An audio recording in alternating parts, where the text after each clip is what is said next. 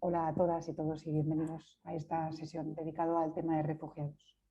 Hoy tengo la suerte de estar aquí con dos psicólogas de CEAR, Sofía Baitúa y Amaya Benito. Las dos trabajan con refugiados, Sofía desde hace 17 años, Amaya desde hace 7, y viven las dos en Bilbao y trabajan desde ahí para acoger a personas. Y además tengo la suerte de que son las dos profesoras de yoga y las dos he podido compartir con ellas la metodología del yoga sensible al trauma.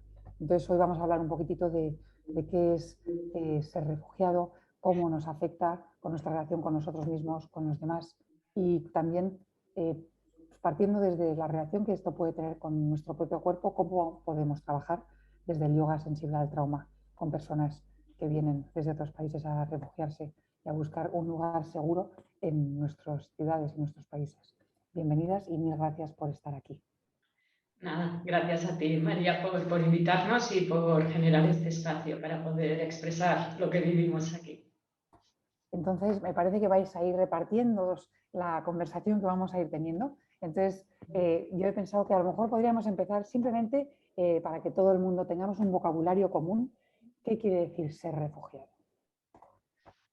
Vale, bueno, pues las personas refugiadas, diré en principio lo que es la definición de persona refugiada que viene recogida en la Convención de Ginebra, que son aquellas personas que tienen fundados temores de ser perseguidas por diferentes motivos, ¿vale? Que pueden ser raza, religión, nacionalidad, pues pertenencia a un grupo social determinado o motivos políticos, ¿vale? El género también es una de las causas de persecución reconocidas, ¿vale? Estas personas no quieren permanecer en su país porque no pueden ser protegidas por ese propio país y entonces pues deciden buscar asilo y refugio y protección en otro país, ¿no?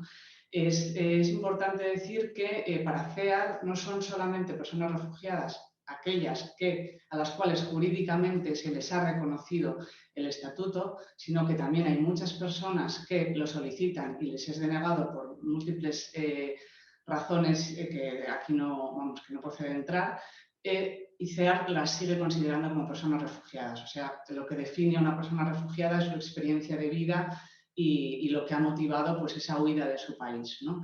También es cierto que hay muchas personas que consideramos que podemos categorizar en general en la sociedad como personas inmigrantes, ¿no? Migrantes que, bueno, pues que pensamos que han elegido migrar por ir a otro lugar a buscar una vida mejor, ¿no? Y bueno, la frontera entre las personas refugiadas y migrantes pues no siempre está tan clara, ¿no? Por ejemplo, pues hay vulneraciones que la propia Convención pues todavía no recoge, que tienen que ver pues con el ejercicio de derechos económicos, sociales, culturales, que muchas veces se ven vulnerados y que al final pues tienen que ver con el orden establecido, con el sistema capitalista. Entonces, bueno, pues esa es una reflexión que también es importante tener en cuenta, ¿no? Y luego, por último, pues ya desde nuestro trabajo y nuestra vivencia como psicólogas, pues nos parece importante definir un poco a la persona refugiada desde su experiencia psicológica, ¿no? Como son personas que al final pues, sufren experiencias potencialmente traumáticas, bueno, experiencias traumáticas que no siempre hacen que se desarrolle un trauma, que ahora luego lo explicará Maya, pero que sí que es cierto que tienen unos impactos a nivel de la salud mental y bueno, pues hacen que las personas vivan con miedo, con muchas rupturas, con muchas pérdidas y bueno, todo esto forma parte de esa experiencia de vida que tienen las personas refugiadas y de lo que ahora hablaremos con más detalle. Gracias. Pues ¿por qué no pasamos a eso, Amaya? ¿Por qué no pasamos a hablar del trauma o los traumas de una persona refugiada? Que me encanta esta inclusión ¿no? Porque en muchos sitios refugiado solamente es aquel que es calificado como tal, ¿no? Y me encanta la apertura que tiene CEAR a toda esta gente que realmente viene a buscar ayuda y refugio en nuestros lugares. Hablemos de los traumas, Amaya. Muy bien, vale, pues para nosotras era importante diferenciar, bueno, decir que no todas las personas refugiadas que viven una situación traumática acaban desarrollando un trauma. Sí, nos parece importante diferenciar entre hecho traumático y respuesta traumática, ¿sí? Porque podemos vivir hechos traumáticos o extremos y no desarrollar un trauma o desarrollar pues, otro tipo de respuesta, ¿sí? En todo caso, siempre son respuestas normales a situaciones anormales, ¿sí? Que la salud mental muchas veces va de esto, ¿no? De algo anormal que está pasando en el contexto, nuestro cuerpo reacciona con las herramientas que tiene a eso que está ocurriendo, ¿sí? Entonces, que una persona desarrolle trauma u otro tipo de respuesta o ninguno, tiene que ver con muchos factores, como son, por ejemplo, el equilibrio entre los recursos personales de la persona, ya sean recursos que la propia persona ha aprendido, ya sean recursos heredados de su sistema familiar o de su sistema cultural. También depende de la respuesta que la comunidad da a ese hecho traumático. También depende de cómo viva la persona esa situación y cómo se vive en su contexto, porque desgraciadamente a día de hoy hay muchas violencias que están normalizadas y que las normalizamos, ¿no? Y por tanto no lo vivimos como un hecho traumático, ¿sí? Y también depende mucho de lo que llamamos en psicología el crecimiento postraumático, porque las personas, los seres humanos somos fascinantes, ¿no? Y tenemos la capacidad de desarrollar mecanismos y recursos para, digamos, lamer nuestras propias heridas, ¿no? Como hacen los animales, ¿no? Como sanar nuestras propias heridas para que... disculpa, que está sonando aquí. Ya está. Para, bueno, de alguna manera sanarnos a nosotros mismos porque tenemos esa capacidad, aunque a veces no lo sepamos, ¿no? Pero bueno, cuando hablamos de traumas en genérico, con respecto a las personas refugiadas, aunque yo diría que sería con respecto al ser humano, pero creo que las personas refugiadas nos traen de forma más clara estos traumas, ¿no? Y también nos traen la oportunidad de aprender de nosotras mismas como personas, ¿sí? Son traumas que tienen que ver con el derrumbamiento de lo que nosotras llamamos pilares básicos, ¿no? Y estos pilares básicos son 3 más 1. Le hemos sumado uno más, ¿no? Tengo aquí la chuletilla, os los voy a leer así tal cual porque creo que es importante decirlo con propiedad, ¿no? Uno es la creencia en la invulnerabilidad personal. No es esta cosa de a mí nunca me va a pasar, les ocurre a las otras personas, a mí nunca me pasa, ¿sí? El otro es la creencia de que vivimos en un mundo ordenado y predecible donde los hechos son controlables, ¿no? Es decir, ¿cómo es posible que ocurran estas cosas? ¿No? Esto no me puede pasar a mí, esto es una pesadilla. Otra es la creencia de que la vida tiene un significado o un fin determinado, ¿sí? Entonces, frente a la absurdidad de las cosas que ocurren, uno no sabe cómo responder porque no puede buscar el sentido, ¿sí? Y la creencia de que una es una persona fuerte y válida, ¿no? Nunca creí que esto me podría pasar a mí. Que en sí estas 4 creencias son mecanismos de supervivencia que el ser humano ha desarrollado a lo largo de los años, ¿no? Pero digamos que son aquellos aspectos que más claramente quedan tocados cuando se viven situaciones adversas como viven las personas refugiadas y que luego se materializan, vamos a decir, en la realidad, ¿no? Mediante lo que nosotras llamamos el daño ontológico, ¿sí? Que es un daño directo en nuestra cosmovisión, es decir, nuestra manera de ver el mundo, nuestra manera de ver a las otras personas y nuestra manera de vernos a nosotras mismas. Por lo tanto, se mina lo fundamental de la vida, que es la identidad personal y la relación con las otras personas, ¿no? Porque como animales gregarios necesitamos también de la relación con las otras personas. Entonces, esto es lo que nosotras solemos definir a nivel genérico, sabiendo que no todas las personas tienen por qué desarrollarlo, como los traumas de las personas refugiadas. Y luego estarían los hechos traumatizantes, que pueden ser muchos y que algunos tienen que ver con la historia personal de cada, y otros tienen que ver, vamos a decir, con ciertas etapas espaciotemporales que tú, María, las describías en la newsletter, ¿no? Que son las que tienen que ver con persecución en país de origen, el tránsito y la llegada y la permanencia en el país de acogida. Y todo lo que ocurre en esos tránsitos o en esos espacio-tiempos puede ayudar a reparar el trauma o puede ser todavía más retraumatizante, y por eso la importancia, sobre todo cuando llega la gente aquí, de apoyar los procesos de creación de nueva vida, porque van a vivir 2 vidas en una, de estas personas. Me encanta esta definición que has ido haciendo de las distintas cosas que se ponen en cuestión, cosas tan básicas que tomamos por hecho, ¿no? Y, por ejemplo, simplemente lo de tener un sentido, ¿no? Y ahí es donde creo que a veces de este lado pecamos de no ofrecer un nuevo sentido, no dar un camino que te da sentido a esta segunda vida de la que estás hablando, ¿verdad? Totalmente. ¿Cómo dirías que, ¿no? Después de vuestro trabajo aquí, me parece que ahora te toca a ti, Sofía, ¿cómo dirías que cambia o es tu relación con las personas después de haber vivido lo que has vivido y llegar a un lugar totalmente nuevo, buscando recogida? ¿Cómo definirías la relación con las personas, con el entorno?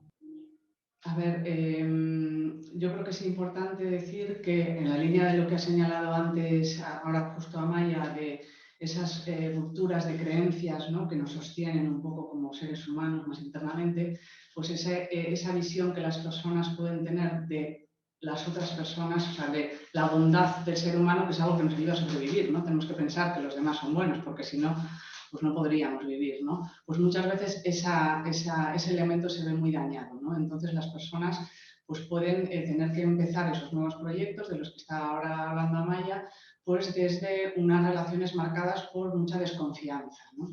Ese es un elemento que yo creo que es muy importante tener en cuenta, tanto por parte de la sociedad, ¿no? Porque claro, cuando nos relacionamos con una persona que se relaciona desde la desconfianza, pues las respuestas que esa persona nos puede dar pues nos pueden resultar pues a lo mejor distantes, agresivas, bueno, de muchas, le podemos poner muchos adjetivos, ¿no? Pero nos puede resultar pues más difícil entablar esa relación, ¿no? Y entonces eso puede condicionar también nuestra respuesta a eso, ¿no? Como profesionales, por ejemplo, es muy importante que tengamos esto en cuenta, ¿no? Y que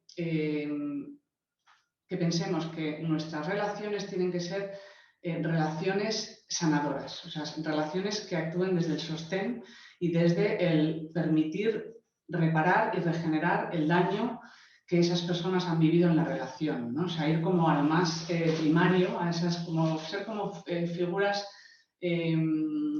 tutoras de apego. Ahora no me acuerdo. Tutoras de resiliencia, sí, de una formación que hicimos. Y es un poco como revivir esas experiencias de apego, ¿no?, en esas nuevas relaciones, ¿no?, para que las personas pues, puedan ir sanando desde ahí, ¿no? Incluso, pues eso, teniendo en cuenta que muchas veces las personas pueden reaccionar de maneras que nosotros no esperamos o que no nos gustan o apartándose, ¿no? Entonces, como tener muy claro que nosotros tenemos que aguantar ahí y sostenernos ahí de manera incondicional para que se puedan reparar, ¿no?, esos daños.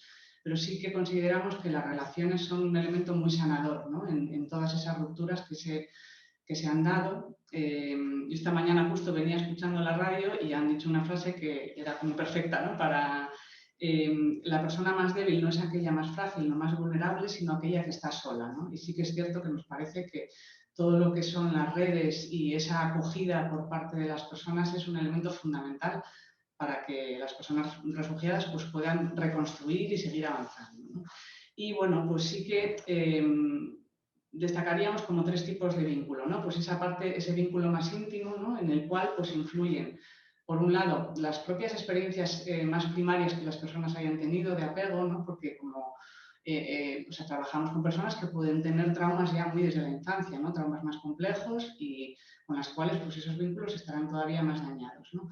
O personas que a lo mejor hayan vivido esos traumas pues, sobre una base ya un poco más, bueno, pues, más construida, ¿no?, desde en la infancia y con más herramientas quizá, ¿no?, para afrontar esas experiencias traumáticas, ¿no?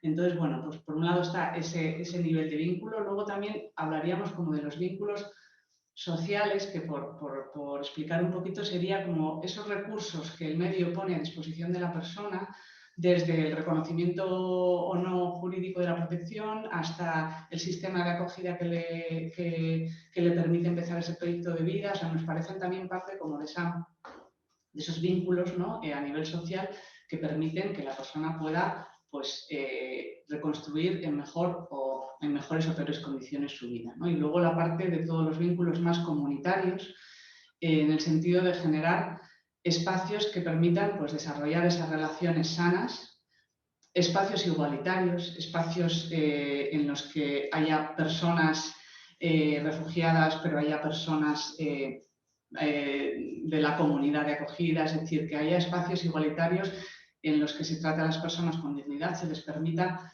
aportar y dar a la comunidad y que puedan recibir también de esa comunidad, ¿no? Entonces, toda esa parte relacional para nosotras es un elemento fundamental en su experiencia. Gracias. ¿Podrías volver a leer esa frase que has escuchado en la radio hoy? Sí. La persona más débil no es aquella más frágil o más vulnerable, sino aquella que está sola. La persona más frágil. Puedes leerla más lento, es que a veces tiene como mucho contenido en una frase y entonces... Sí, la persona más débil no es aquella más frágil o más vulnerable, sino aquella que está sola. Y luego, una cosita más añadir, María, que me parece que, o sea, para mí ha sido como una frase que me ha guiado mucho a lo largo de mi experiencia y que es un testimonio, una parte del testimonio de un refugiado chileno. Su día hicimos una publicación en SEAR que dice: la acogida es el abrazo, ¿no? Entonces, como que lo hemos comentado antes, ¿no? La importancia también de acoger desde ahí, ¿no? Desde el calor y desde la humanidad. Gracias. Y me queríais decir algo, o sea, que me has definido un poco como la relación con el mundo externo, ¿no? Que siempre está bastante ligada con la relación con uno mismo, ¿verdad? Y ¿no? Con las cosas que estaba diciendo Amaya de cuántas cosas tan esenciales para nuestro sentido de identidad y de persona y de que valemos la pena, ¿verdad? Se ponen en cuestión. ¿Cuál dirías? Siempre es imposible generalizar, pero ¿cuáles son las cosas que más veis de cómo se relacionan con sí mismo? ¿Cuál es su entendimiento de sí mismo como persona? Sí, mira, pues esto marca un poco también lo que estabas diciendo, ¿no? Nosotras somos como muy pro siempre de la unicidad del ser humano, ¿no? Y siempre estamos ahí como reivindicándolo porque consideramos que cada ser humano es una obra de arte, ¿no? Entonces, por eso nos cuesta muchas veces la generalización, ¿no? Porque al final la relación que tengamos con nosotras mismas o que las personas con las que trabajamos tienen consigo mismas están hechas de su historia personal, de su historia cultural, incluso de su historia sociopolítico-económica, porque la salud también depende de esto, ¿no? Y además de ello, en relación con la relación con una misma, ocurre, y nosotras lo que vemos es que es algo prácticamente transcultural, por no decir totalmente transcultural, porque no queremos entrar en absolutos, ¿no? Que no se trabaja en ningún sistema educativo y en ninguna cultura así, de por sí, la relación con una misma, ¿no? Cuando resulta que es la relación más básica de todas, porque si con alguien vamos a estar toda la vida es con una misma, ¿sí? Pero sin embargo, en ningún sistema cultural, curiosamente, de los que nosotras hemos trabajado, tenemos esto. Entonces, siempre solemos percibir, al igual que percibimos en nosotras mismas, ¿sí? Un déficit en todo lo que tiene que ver con la relación con una misma, ¿no? Y, por ejemplo, en culturas que son más comunitarias, esto todavía queda como más disperso, porque el yo no se entiende sin el grupo, ¿no? Nosotras vivimos en sociedades más individualistas, con lo cual hay un yo, ¿no? Un ego hay como muy, muy centrado culturalmente, ¿no? Sin embargo, esto no ocurre en todas las culturas, ¿no?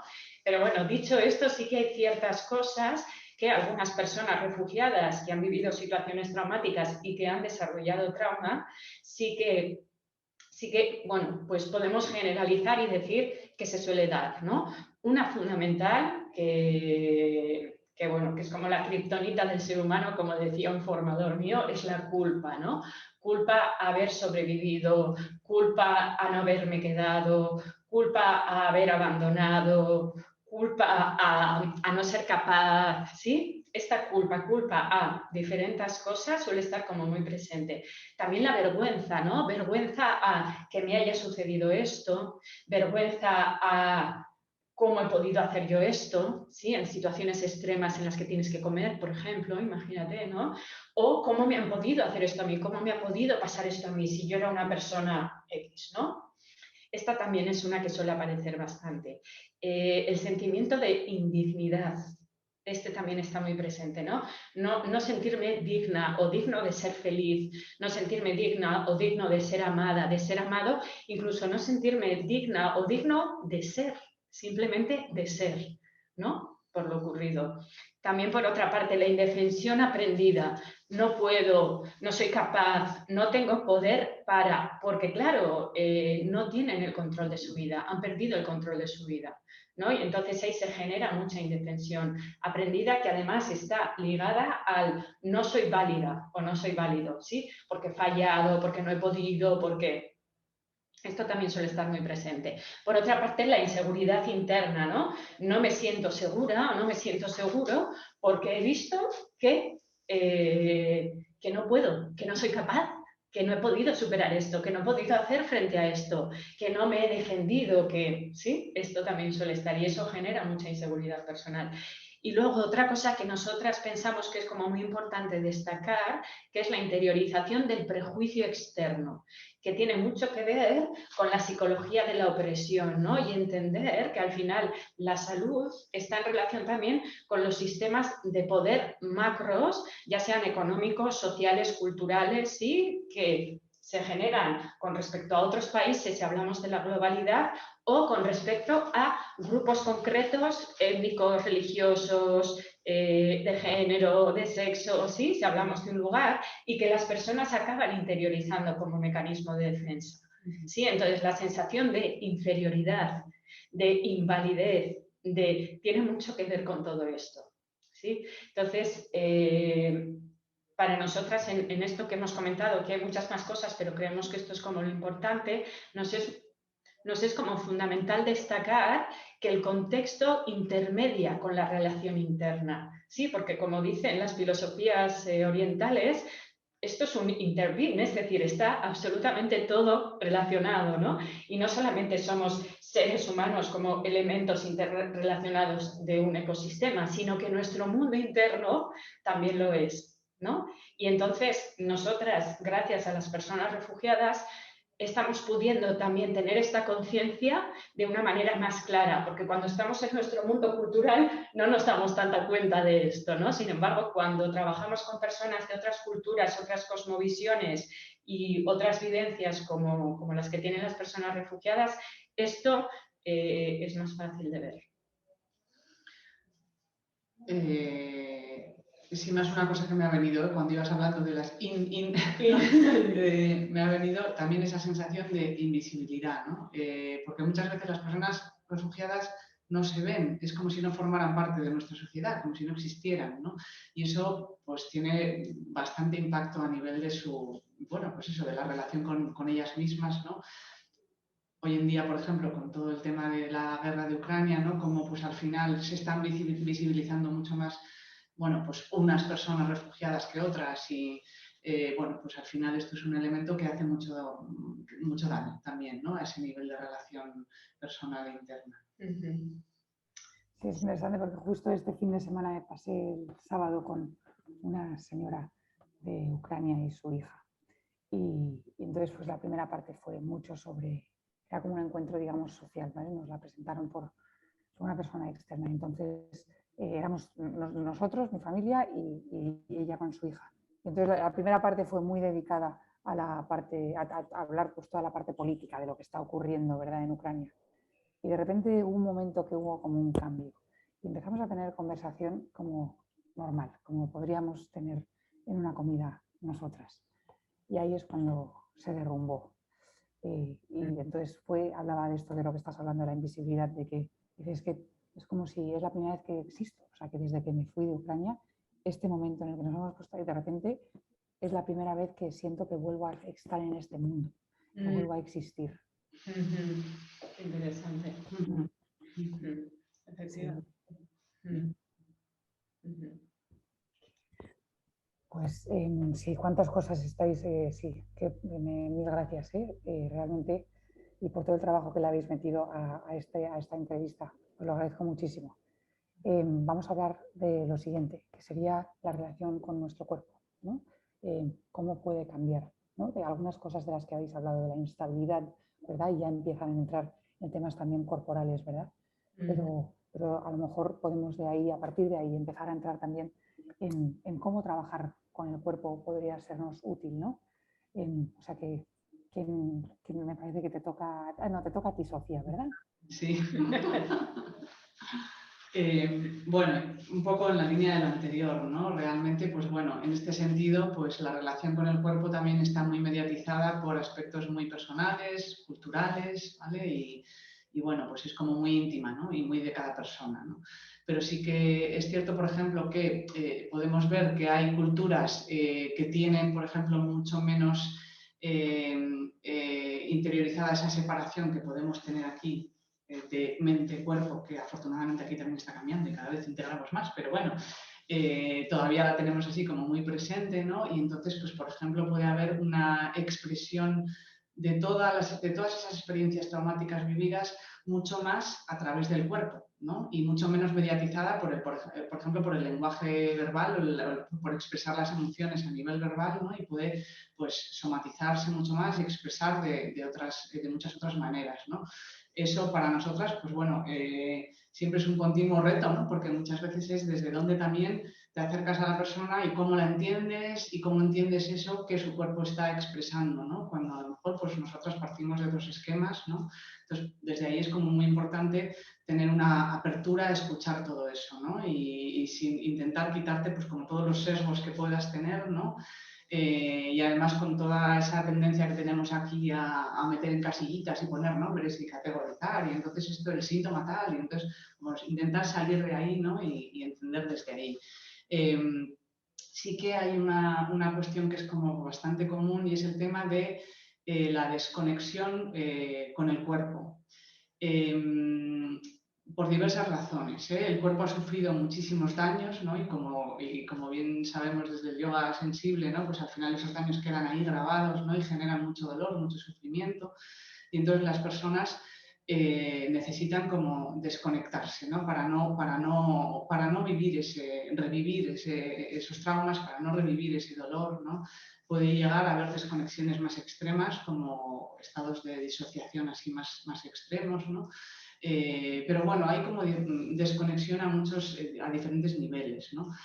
Luego también porque realmente el sobrevivir, ¿no? Del día a día de las personas refugiadas requiere al final de estar mucho aquí, ¿no? Y de estar en lo cognitivo, en la búsqueda de soluciones continuamente para todo, para cualquier cosa, para o sea, lo más básico como comer, dormir, vestirse, hasta para dónde tengo que ir para resolver este papel, cómo tengo que hacer para entender aquí cómo se pide cómo se pregunta con la casa. Todo es muy desde aquí, ¿no? Entonces, al final, eso hace que las personas pierdan muchas veces la conexión con su propio cuerpo y lo abandonen, porque al final las prioridades son otras, ¿no? Y tienen que estar como en ese resolver, ¿no? Y la relación con el cuerpo, pues, se pierde, ¿no?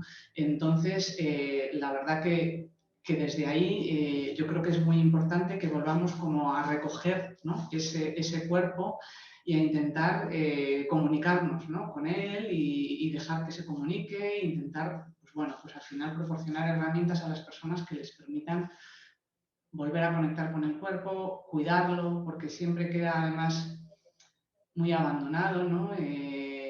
En las experiencias, pues, por ejemplo, de tránsito más traumáticas, como pueden ser las de personas que vienen, ¿no? De países subsaharianos y que se ven expuestas, bueno, pues a vivir en condiciones muy extremas, pues es que el cuerpo muchas veces es que es imposible, ¿no? Cuidarlo. Entonces, al final, en el cuerpo quedan todas esas tensiones también, todas esas... entonces, bueno, es muy importante como recuperar desde ahí y, de hecho, yo creo que... yo, por lo menos en mi experiencia personal, y creo que Amaya pues, probablemente también podrá coincidir, ¿no? en que a lo largo de mi vida de acompañamiento, ¿no? El acompañamiento psicológico a personas refugiadas, pues cada vez he sido más consciente de lo importante que es incorporar a ese cuerpo y eso me ha llevado, pues bueno, al yoga sensible al trauma, ¿no? y a trabajar también desde ahí. Estaba pensando mientras hablabas en cómo el cuerpo también es nuestro origen, ¿verdad? O sea, que es lo que tenemos con nosotros desde siempre, ¿verdad? Y en este viaje, ¿no? Que se hace como refugiado, una desconexión de mi origen, también desconecto con esto de lo que es mi origen, ¿verdad? De dónde yo vengo, ¿verdad? Entonces, esa relación y cómo encontrar, ¿no? Porque a veces nos hemos, ¿no? Por ejemplo, en el caso de Ucrania, ¿no? Que es un caso que tenemos la mayoría de la gente que está aquí se quiere volver en cuanto se pueda, ¿verdad? O sea, que son refugiados que están aquí temporalmente, digamos, pero que en realidad lo que quieren. Mientras que hay otra gente que se van para ya nunca volver, ¿verdad? Quieren olvidar esa parte de su vida y no tienen ninguna gana de volver. Pero en los dos casos he visto esa desconexión, una porque es la mejor forma de lidiar con el dolor, ¿no? de desconectar con ese, mientras tanto voy a vivir sin conectar, ¿no? Y otra pues para intentar no ser ya esa cosa que una vez fui, ¿verdad? Y la forma más clara de hacerlo es desconectar de lo que es como esta cosa, que es nuestro origen, ¿no? Como nuestra madre, ¿verdad? Que es nuestro cuerpo. Y luego la otra también es cuántos casos de enfermedades físicas, aparte de por el viaje, ¿no? Pero cuántas enfermedades somáticas, ¿no? Y temas de corazón, y temas hay en persona, ¿no? Hay con personas con refugiados, ¿verdad? Muchas, sí. Y, bueno, pues dolores difusos, por decirlo de alguna manera, ¿no? Que no además encajan en uno de esos diagnósticos, ¿no? A los que nos gusta, donde nos gusta no meter las cosas y que muchas veces tienen que ver eso, ¿no? Con el sufrimiento más psicológico, más interno que está expresándose por ahí, ¿no?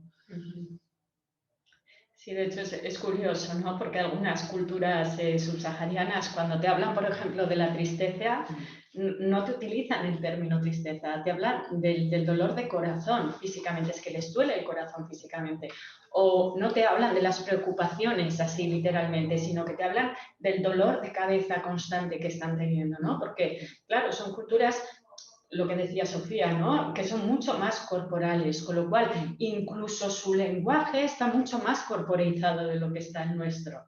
Sí, es muy curioso esto. Sí, o hasta cuando piensas cómo hablan de norte, sur, este y oeste, ¿no? O sea que lo tienen como mucho más integrado su relación con la tierra, ¿no? Y con el lugar donde están, ¿no? Que al final tu relación con la tierra también está relacionado con tu relación con tu cuerpo, ¿verdad? Y dónde vives, ¿no? O sea que si yo estoy parte del ambiente, de la naturaleza en la que estoy, es más probable que tenga un contacto con mi cuerpo. Pero en el momento que desconecto de la naturaleza, también desconecto del cuerpo, ¿verdad? Está todo como muy unido. Vamos a pasar al yoga sensible al trauma y cómo a lo mejor a través del yoga sensible al trauma podemos mirar algunas de las cosas y trabajar algunas de las cosas que sé que me estabais contando antes de que empezásemos a grabar, ¿no? De que vosotras habéis empezado a integrarlo durante vuestras sesiones. Había algunos temas, ¿no? que podíamos, a lo mejor queréis vosotras mismas ir repartiéndoos el tiempo. Entonces, para las personas que no sepan lo que es el yoga sensible al trauma, es una metodología basada en evidencia para trabajar el trauma desde el cuerpo. Y entonces, sí, ¿qué es lo que hacemos desde Radica? Es una de las cosas que hacemos desde Radica. Entonces, os voy a dejar, porque vosotras conocéis esto y me encantaría saber qué incorporáis, qué podéis trabajar y qué os ayuda. Ok, vale, pues ahí nosotros nos hemos extendido un poquitico, ¿sí? Porque vamos a aprovechar, ya que ahí está como el cruce entre lo que hemos trabajado con vosotras, María, y nosotras, y bueno, que a mí personalmente, ya aprovecho, KitKat me vino súper bien las prácticas, ¿no? Tuvimos prácticas con María haciendo yoga sensible al trauma, y a mí eso me ayudó mucho como a poner en tierra, ¿no? Bajar a mi campo de trabajo, porque hice con personas refugiadas, el yoga sensible al trauma, y es lo que me ha permitido poder utilizarlo, por ejemplo, ahora en la atención individual dentro del proceso terapéutico, ¿no? O sea que chapo esa parte. Entonces, bueno, para nosotras lo más importante de trabajar es el tema de la inseguridad, ¿no? Un poco por lo que estábamos hablando porque las personas dejan todo lo que para ellas es conocido, es decir, su familia, su hogar, su tierra, su cultura, sus olores, su comida, su lengua, o sea, absolutamente todo lo que les da sentido y seguridad, lo dejan atrás y vienen a una tierra y una cultura nueva a volver a construir. Y eso ya de por sí es un elemento que muy posiblemente vaya a generar inseguridad, ¿no? Además de que normalmente la gente viene de países donde hay mucha inseguridad, ¿sí? Con lo cual es algo que está bien arraigadito, ¿no? Por eso nosotras solemos decir que es muy importante trabajarlo poco a poco, ¿no? Porque a veces la inseguridad también ha sido un mecanismo de defensa para poder interaccionar con el mundo, ¿no? Porque me han pasado cosas terribles, entonces yo me insegurizo para ir con pies de plomo, ¿no? Entonces, por eso hay que ir entrando también en la seguridad como poquito a poco, ¿no? Tal y como nos habéis enseñado vosotras. Y para nosotras, por ejemplo, elementos del yoga sensible al trauma que nos ayudan mucho en nuestro día a día es, bueno, todo lo que tiene que ver con el enraizamiento, ¿sí? Esto es fundamental, el trabajo con trabajar con las raíces, con el enraizar. Todo lo que tiene que ver con generar seguridad en la sala, con nosotras, con la persona que está dando igual ¿sí? la atención individual o la grupal, y con el grupo poco a poco también, porque sí que creemos que en el caso de las personas con las que trabajamos, el crear esa seguridad es importante que sea de fuera hacia adentro, ¿no? Porque como lo que es fuera hacia adentro, si lo vamos haciendo fuera, eso poco a poco va calando dentro, porque igual dentro el cuerpo es un lugar, no hay un lugar seguro dentro, entonces empezar ahí es como meterles mucho en su propia soledad e inseguridad interna, ¿no? Entonces, enraizamiento, el tema de generar seguridad, el tema de la exterocepción también, ¿no? Todo el tema de la orientación que hacíamos, ¿no? El fijarte en el espacio externo para saber dónde estás, ¿sí? Y poder ver lo que hay, y eso también genera mucha seguridad. Y luego también el trabajo, que esto lo hablamos así entre nosotras, no lo hablamos así con las personas, pero todo lo que tiene que ver con el trabajo con primer chakra, ¿no? Porque también ayuda mucho al enraizamiento. Entonces, esta para nosotras es como muy, muy, muy fundamental, ¿no? La inseguridad. Luego también está todo el tema de la falta de apoyo, ¿sí? Que esto también es algo como muy característico con las personas con las que trabajamos. Y de nuevo, el enraizamiento ayuda mucho. ¿Por qué? Uno, porque te da tierra, ¿no? Porque muchas veces las personas dicen literalmente, es que no siento tierra bajo mis pies. Claro, se les ha destruido su mundo y de repente dicen, bueno, ¿y dónde me apoyo? ¿Sí?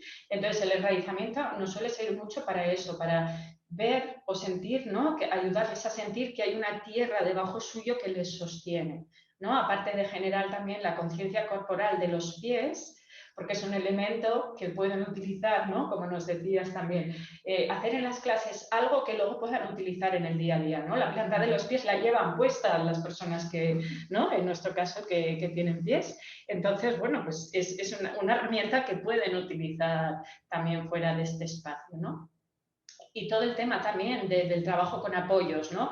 La silla, la pared, es decir, tener esa sensación corporal de que se pueden apoyar en algún lugar, también es súper fundamental para nosotras. Luego, el tema de la soledad, que está también, ¿no? Que hablaba un poquito Sofía al hablar de los vínculos, ¿no? El tema del grupo, de lo grupal, nosotras le damos mucha importancia, ¿no? Pero también sabiendo que posiblemente para algunas personas tenga que ser progresivo, porque hay algunas personas que tienen heridas muy grandes de desconfianza porque lo que les ha pasado con personas. Entonces, igual de repente meterse en un grupo donde la gente es extraña y nueva para ella, eso les puede generar más malestar que bienestar. Entonces, según con qué personas, igual antes hay que trabajar un poquito para luego ya pasar a lo grupal, porque lo grupal tiene una fuerza que no tiene lo individual, ¿no? Y para la sensación de soledad es un recurso fundamental, ¿no? El poderte sentir un poco en tribu, ¿no? Por decirlo de alguna manera. Luego también el hecho de que las personas se sienten perdidas, ¿no? ¿Por qué? Por lo que hemos dicho, dejan absolutamente todo lo conocido, llegan aquí y es una sensación de estar muy, muy perdidas, ¿no? Entonces, ahí todo el trabajo con la orientación que hemos aprendido con el yoga sensible al trauma es chapó. O sea, yo, por ejemplo, a las personas cuando les atiendo, cuando se sientan en la silla, lo primero ahora ya es orientarse en el espacio y llegar, ¿no? Ayudar al cuerpo a llegar, porque claro, es como que el tiempo de la mente y el tiempo del cuerpo son dos diferentes. Y tú con la mente puedes saber ya que estás en un lugar seguro, pero el cuerpo necesita experiencias vitales para sentirlo, ¿no? Entonces, ahí el trabajo de orientación nos sirve mucho. Luego todo el trabajo, disculpa María, lo estoy haciendo yo porque lo hemos preparado así un poquito, digo que no les digo. Vosotras, Yo no voy a aportar. Vale. Luego todo el trabajo con la culpa, ¿no? Que decíamos que es tan importante. Bueno, ahí todo lo que tiene que ver con la autocompasión también, piano, poquito a poquito, ¿no? Que trabajamos también con Cándida, todo el tema del autosostén, ¿no? La mariposa, ¿sí? Las frases mantra que le llamamos nosotras, eso es súper fundamental para poder trabajar con la culpa y también lo incluimos de momento en la individual, que es lo que estamos haciendo, ¿no? Lo del desempoderamiento, también igual, o sea, hay que decir, vienen de no han elegido salir de su país y cuando llegan aquí hay un sistema, vamos a decir, un programa de asilo diseñado que no está personalizado y al que se tienen que adaptar y tienen que seguirlo sí o sí. Entonces, claro, pasan de no elegir a no elegir, ¿no? Aunque estén en un lugar seguro. Entonces, todo el tema de las elecciones, ¿no? Que trabajábamos también con vosotras, el dar varias opciones para poder elegir, yo creo que es muy positivo porque es como empezar desde lo chiquito a elegir, ¿no? Y de las cosas chiquitas, pues luego ya van saliendo las grandes, ¿no?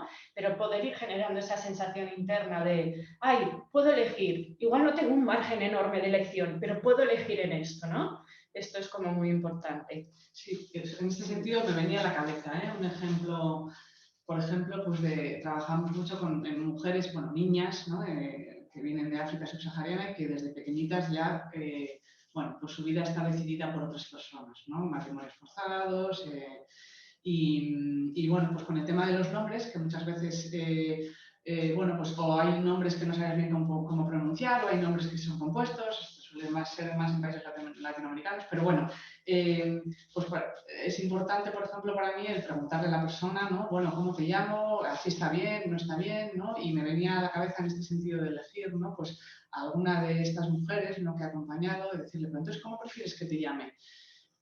¿Tal o tal? No, como tú digas, como tú quieras. Y ese ponerle, no, pero como tú quieras, como tú te sientas bien, y de repente ver que, bueno, pues que les parece, es como como algo que nunca se les había planteado en la vida, ¿no? El que puedan elegir hasta algo tan básico como cómo tú te diriges a mí, ¿no? En ese sentido. Entonces el tema de la elección es, o sea, para mí como un elemento súper importante, ¿no? Porque luego además pierden totalmente el control, ¿no? Como de todo aquello que rige sus vidas, ¿no? Sí. Luego también, por ejemplo, el tema del no soy, que decíamos, ¿no? Que las situaciones traumáticas muchas veces inciden muy directamente en todo este sentido identitario, ¿no? Entonces hay gente que siente, y la invisibilización de la que hablaba Sofía, ¿no? Que es como un plus a la retraumatización, ¿no? Entonces, este no soy, por ejemplo, con la interocepción, es muy interesante también trabajarlo, porque es una manera de que se vayan habitando, ¿no? Porque si vas habitando el cuerpo, vas sintiendo una consistencia de que soy, ¿no? Entonces, eso favorece que puedas ir reconstruyendo el sentido identitario. Y yo creo que también es como muy interesante, ¿no? Muy interesante el poder trabajarlo desde ahí. Luego también el tema del no presente, ¿no? Claro, las personas suelen estar o en el pasado o en el futuro, porque todavía están en plena supervivencia. Entonces, claro, el trabajo con el presente, que al final eso se hace como desde diferentes herramientas, ¿no? Del yoga sensible al trauma, lo mismo. Chapo, sí, a nosotros nos ayuda mucho. Es verdad que también solemos tener que hacerlo muy poquito a poco, porque claro, al final el presente tiene mucho riesgo para estas personas, porque es donde habita el dolor también muchas veces, ¿no? Entonces es como que simplemente con momentos de micropresentes, es decir, que puedan estar un poquito, aunque luego salgan, ¿sí? Solamente eso poquito ya es un paso enorme para estas personas, ¿no? Y en procesos en los que hay disociación, además, bueno, pues mucho más, ¿no? Porque al final el estar en el presente para ellas supone un esfuerzo tremendo, es decir, hay que hacer un esfuerzo para estar en el presente, ¿no? Y hay un gasto energético, entonces nosotras solemos ir ahí como poquito a poco, pero creemos que las herramientas que nos habéis facilitado nos ayudan, todas ellas a esto, ¿no? Luego también lo que comentaba Sofía, todo el tema de la tensión corporal, ¿no? Tú ves a la gente con una rigidez física muy grande en general, ¿no? Entonces, todo el tema del shaking, ¿no? de lo de soltar, arrastrar y tal, antes de sentarse, ¿no? O en algunos talleres, eso también nos viene estupendo. Estupendo porque además sueltan preocupaciones, ¿no? También hacemos como una pequeña visualización, ¿no? De aprovechar y soltar una preocupación de estas que tengas por ahí, ¿no? Y así vas un poco como, bueno, pues liberando tensiones corporales que son muchas. luego ya para ir terminando, el tema de la desconfianza, ¿no? Que es tan fundamental también, ¿no? Ahí el trabajo con la interocepción también ayuda mucho, ¿no? Porque al final es una manera también de ir confiando en ti y en tu propio cuerpo, ¿no? Ay, me estoy sosteniendo aquí, ay, y me puedo sostener. Ay, mira, bueno, oye, pues será que igual me puedo sostener a mí más de lo que pensaba, ¿no? Y es que además la confianza y la seguridad son hermanas. Quiero decir que cuando trabajas una, la otra normalmente se suele ver también favorecida, ¿no? Entonces, bueno, está bien ahí. Y bueno, ya temas de activación, ¿no? También del sistema nervioso. Bueno, pues por supuesto ahí todo lo que tiene que ver con, ¿no? O sea, al final muchas personas siguen hiperactivadas porque están en la supervivencia aún, ¿no? Entonces todo el trabajo con la interocepción, con el ir más lento, ir tomando conciencia, ir abriendo la ventana de, sí, de tolerancia, bueno, pues es también muy beneficioso para ellas. Muchas gracias. Muchas gracias, Sofía. Me imagino que vas a querer añadir algunas cosas, pero si no te va bien, voy a decir primero, me ha encantado esto de, bueno, me ha encantado lo del que el presente es donde está el dolor, ¿no? Y cómo tenemos que ir con tanto cuidado, ¿no? O sea, que siempre vamos con mucho cuidado con opciones porque cuesta mucho elegir. Conectar con el cuerpo, o sea, que ha habido razones muy claras para desconectar con el cuerpo. Y el presente también es un lugar, ¿no? Y tantos lugares donde tenemos que ir con cuidado, porque sabemos que son lugares de dolor y de los que se escapa por una razón clara, ¿verdad? Y luego después cuando estabas hablando de lo de la confianza y de poder empezar a ver que me puedo sostener yo a mí mismo, que es una cosa que no llegamos a entrar en el curso de 7 semanas, ¿no? Pero cómo también se puede empezar a integrar también el trabajo como en parejas, ¿no? Y de yo confío en ti, o sea, que de repente ya estoy confiando, o sea, que una vez que he aprendido a confiar en mí, empezar a confiar en otra persona y que esa otra persona pueda confiar en mí. Eso es enorme, ¿no? O sea, que haya, o sea, que ya no solamente yo confío que puedo con mi cuerpo, sino que además hay otra persona que puede confiar en mí y está bien, ¿verdad? Entonces, ¿cómo se puede empezar a trabajar en parejas ya cuando llevas tiempo trabajando juntos, cuando se conocen y esto, para empezar a cultivar estas cosas también que se han perdido mucho? Qué bueno. Sofía. Bueno, la verdad que está bastante completísimo lo que has dicho y además muy bien expresado. Yo, por ejemplo, recordando también un poco pues, el trabajo que hice para las prácticas, que también me vino, la verdad, que muy bien como para integrar todo, ¿no? Y llevarlo aquí a nuestro terreno, ¿no? Pues toda esa parte de la autocompasión, ¿no? En la línea también de lo que decíamos antes, de que las personas, además de haber sido víctimas de todo lo que han sido víctimas, bueno, pues cuánto se culpabilizan ellas también por, bueno, pues eso, por lo que no hicieron, incluso por lo que han hecho, incluso por lo que están haciendo en el momento presente, incluso por disfrutar o por sentirse seguras o por tener que comer cuando otros no tienen que comer, en su familia no tienen que comer. Entonces, al final, bueno, pues como que hay una parte de maltrato, ¿no? hacia una misma, ¿no? de la cual es muchas veces difícil salir, ¿no? Entonces, toda esa parte como de autocuidado y autocompasión también, pues cuánta importancia tiene, ¿no? Incorporarla, ¿no? Y eso, y ayudar como a hacer consciente, ¿no? Esa parte que se activa ahí de manera como tan inconsciente, ¿no? Y luego también, pues eso, la parte de la orientación, por ejemplo, me parece súper importante, ¿no? Porque es como que, además de haberse perdido todas las referencias antiguas, ¿no? O sea, es que todo lo que tienen, todo lo que han ido pasando y lo que tienen en el momento presente es nuevo, ¿no? Entonces es como esa necesidad de reconocer y de, o sea, de conocer para luego ya poder reconocer, ¿no? Ese lugar en el que estoy y poder situarme, ¿no? Y sentirme otra vez con esa orientación que al final es una guía, ¿no? Para poder seguir avanzando en la vida, ¿no? Pero vamos, el resto yo creo que está todo más que dicho. Gracias. Hay una pregunta que tengo para las dos que no estaba en el guión, que os quería preguntar, y es a cada una de las dos, ¿cuál es el aprendizaje más grande que os lleváis de las personas con las que trabajáis?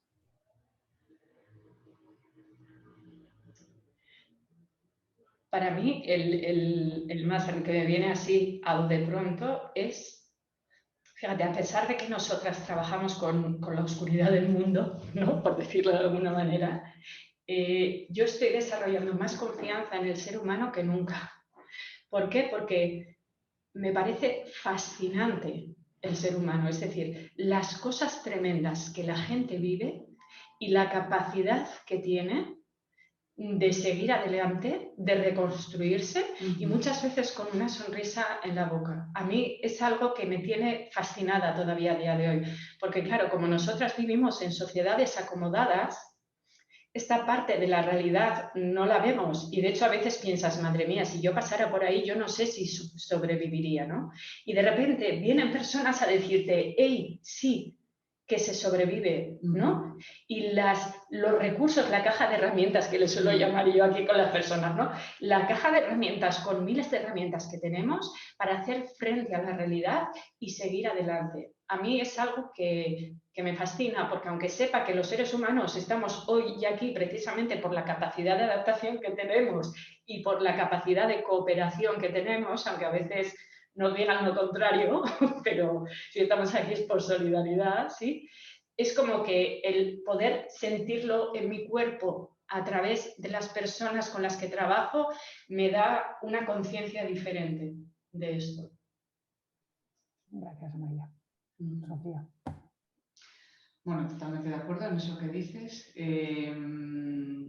A mí personalmente, pues, a pesar de que me ha expuesto a muchos cuestionamientos, que eso no lo voy a negar, ¿no? Y me sigue exponiendo y hay veces que entro en crisis con el ser humano, pues al mismo tiempo también me ha hecho crecer un montón, precisamente aprender de esa capacidad de resistencia que tenemos, ¿no? Los seres humanos, de esa capacidad de agradecimiento y de gratitud, a pesar de haber vivido a lo mejor horrores inimaginables, esa capacidad cómo se sostiene ahí, ¿no? De cómo al final, pues esos vínculos así como más elementales y primarios, bueno, pues están ahí, ¿no? Con nosotras y nos ayudan, ¿no? A afrontar hasta las peores adversidades, ¿no?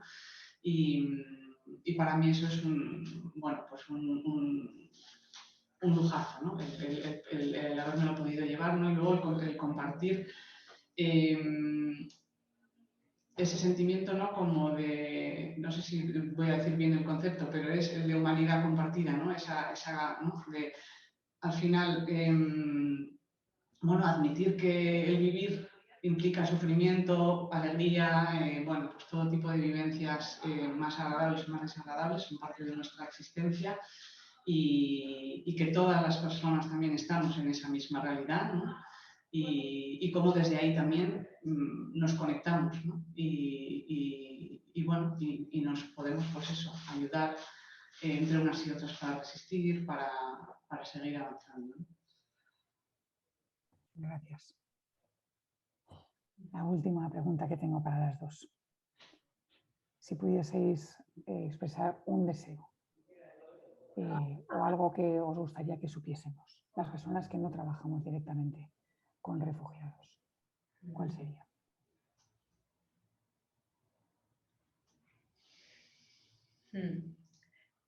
Para mí sería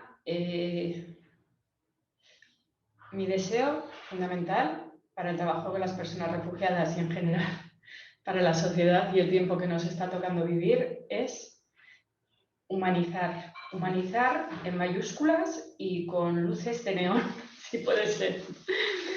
Para mí, frente a la inhumanidad, la mejor arma es la humanidad.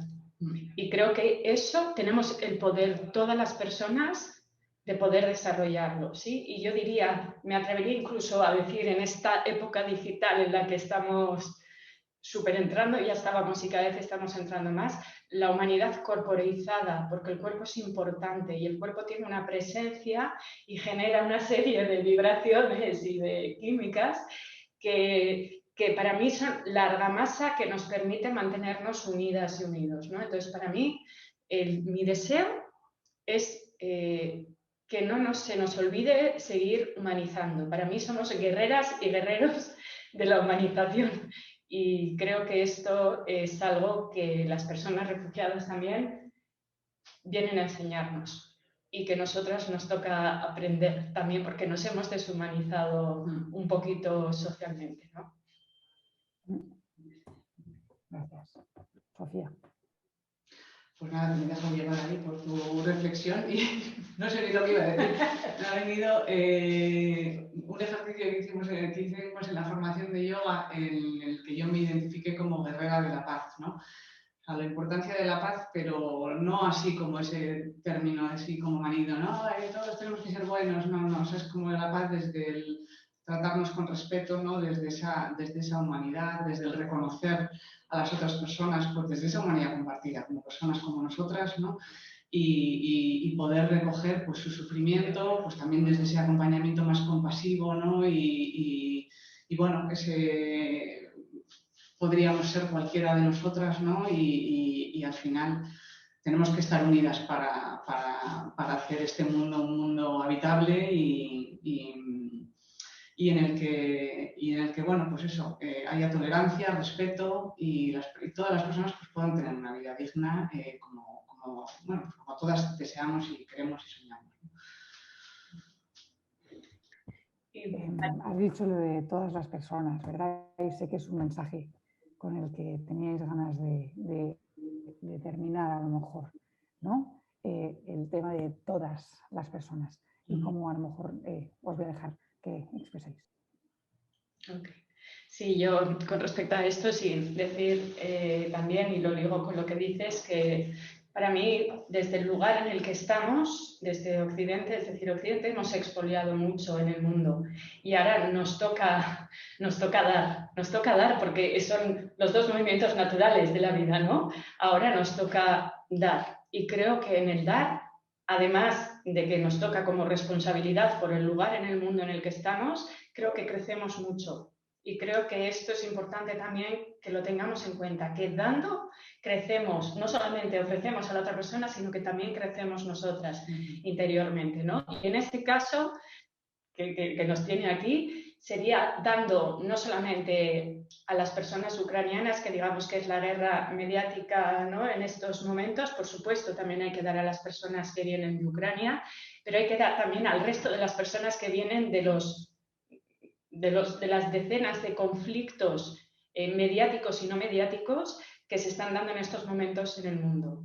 Y que creo que es nuestra responsabilidad, dado lo que Occidente también ha creado a nivel global, recibirlas y tratarles como lo que son, ¿sí? Que para mí, decía antes, para mí ellas también son guerreras y guerreros de luz, que es muy parecido, Sofía, lo que dices, ¿no?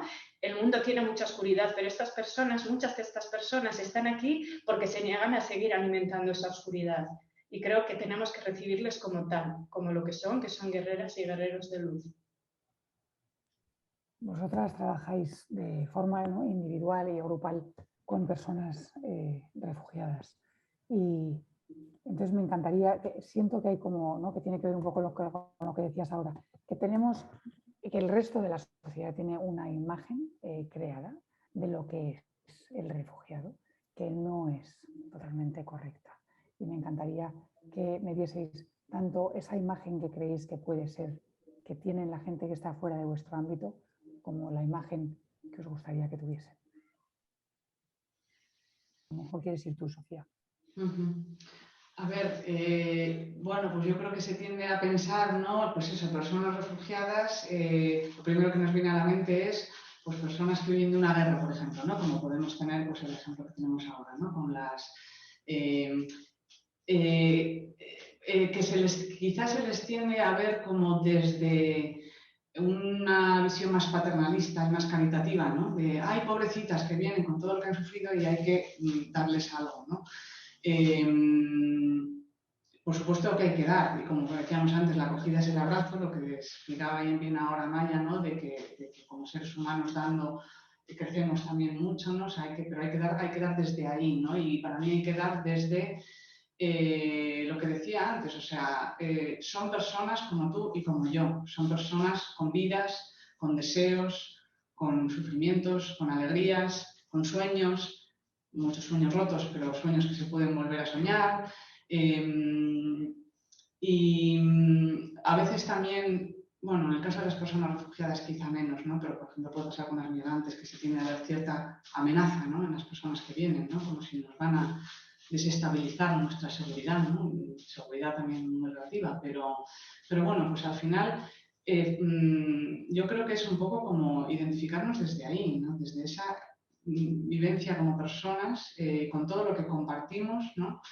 Y desde ahí, lo que decía antes, ¿no? Que todas las personas tengamos la oportunidad de vivir la vida con la misma dignidad, ¿no? Para mí es como, ¿no? lo que sería un poco como la esencia de esa acogida, ¿no? Y luego pues devolver la esperanza también a personas que han vivido pues tantas pérdidas, tantas rupturas, ¿no? O sea, porque al final la esperanza es algo que nos mueve a todas las personas, ¿no? A seguir adelante, a vivir y bueno, para mí el asilo, no hay una publicación también, un proyecto que en su día se hizo, ¿no? En CEAP, que era el asilo es el derecho a la esperanza, ¿no? Entonces un poco pues entre esa acogida desde el abrazo y el devolver la esperanza, ¿no? ¿Querías añadir algo, Amaya? Pues mira, lo que me sale es una frase que he buscado antes en internet que creo que representa muy bien ¿no? el acogimiento, porque para nosotras el abrazo es importante y hemos visto que para ti y para Radhika también. Entonces, disculparme que no tengo quién lo ha escrito, no sé si es que lo he cogido rápido y no estaba, pero bueno, a quien sea, gracias por la frase, ¿no? Y que dice que en los abrazos están escondidas las palabras más hermosas del mundo. Estoy aquí, no te preocupes, todo pasa, te amo, cuenta conmigo. Qué bueno. Y para mí este sería un buen resumen de lo que podemos hacer, ¿no? Con las personas que vienen huyendo bueno, pues de la oscuridad del mundo, yo le llamo así. Mil gracias a las dos. Qué sesión tan enriquecedora para mí, desde luego. Espero que lo vea mucha gente porque sí, mil gracias. Gracias a ti, María, de nuevo por el espacio, por la formación y bueno, y por ser como eres, que también creo que esto está hecho de ti. O sea que gracias.